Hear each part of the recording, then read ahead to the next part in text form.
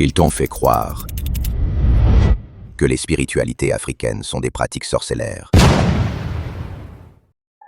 Les spiritualités africaines ne sont pas de la sorcellerie. Si tu penses le contraire, surtout si tu es noir, alors sache que tu penses comme un colon. Ce n'est pas un reproche, c'est un constat. Et je suis là pour t'expliquer.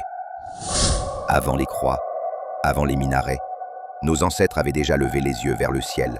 Ils connaissaient Na chez les Bété, Nzambé chez les Bantous, Olodumare chez les Yoruba, un créateur unique, invisible, mais proche. Mais voilà, les bateaux sont arrivés, avec des dieux étrangers et des chaînes bien réelles. Ils n'ont pas essayé de comprendre, ils ont remplacé, effacé. Nos masques, diaboliques. Nos danses, démoniaques. Nos rituels, de la sorcellerie. Tout ce qui échappait à leur logique, ils l'ont sali.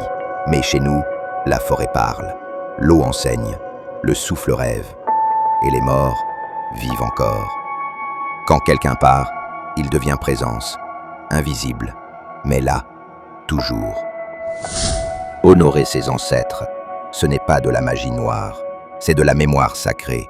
C'est se souvenir de qui l'on est et d'où l'on vient. Mais ça, on vous l'a caché. On vous a appris à craindre vos propres racines. Aujourd'hui pourtant, le monde change. L'ère du Verseau est là. Et les peuples africains veulent se reconnecter. Pas pour regarder en arrière, mais pour revivre, enfin, en harmonie avec l'ancestralité. Que retenir? Que tout ce que le colon ne comprenait pas, il l'a diabolisé. Que nos traditions, nos esprits, nos ancêtres n'étaient pas obscurs, ils étaient incomparables, et donc inacceptables pour ceux venus imposer leur lumière. Ils ont appelé sorcellerie ce qui, en réalité, était mémoire, connexion, sagesse.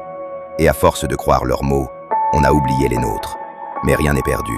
Il suffit d'écouter la forêt, le vent, les ancêtres. Moi, je ne suis personne. Juste celui qui lève le voile sur ce qu'on vous a trop longtemps caché.